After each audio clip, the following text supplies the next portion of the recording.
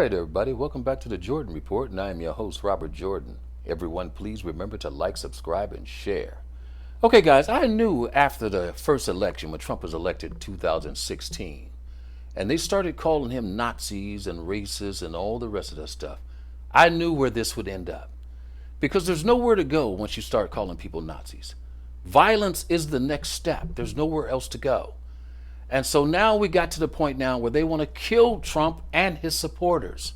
The language has gotten that bad and progressively worse over the last 4 years. Now, I'm sure everybody's seen this Twitter guy, Dis Costello. I'm going to show you what he said.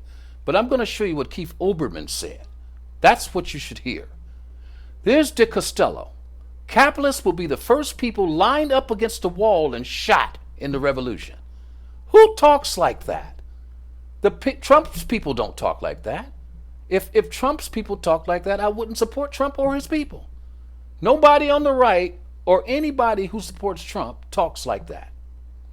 CEO Dick Costello recently tweeted that Me First capitalists who disagree with injecting political activism into their workplaces will be the first people lined up against the wall and shot in the revolution.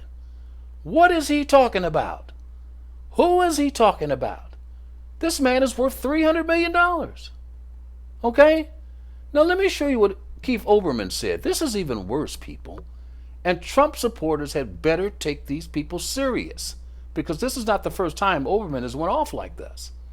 Here's what Keith Olberman wants done to Trump and his supporters if the Dems win in November. I'm going to show you him saying this. If Democrats win in November, they've already vowed to destroy one branch of government and to transform the U.S. Senate into another House of Representatives, where simple majority rules and fickleness and passion carry the day. Predicting a Bolshevik-style victory for the Democrats, Keith Olberman quit his job at ESPN and made a quiet return this month to political commentary on his YouTube channel.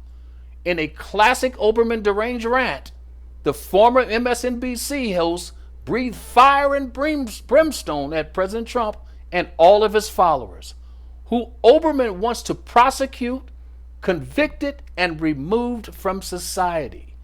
I'm going to show you him saying this stuff, people. We better take this serious. Trump can be and must be expunged. The hate he has triggered, the Pandora's box he has opened, they will not be so easily destroyed. So, let us brace ourselves. The task is twofold. The terrorist Trump must be defeated, must be destroyed, must be devoured at the ballot box. And then he and his enablers and his supporters and his collaborators and the Mike Lees and the William Barrs and the Sean Hannitys and the Mike Pences and the Rudy Giulianis and the Kyle Rittenhouses and the Amy Coney Barretts must be prosecuted and convicted and removed from our society while we try to rebuild it and to rebuild the world Trump has nearly destroyed by turning it over to a virus.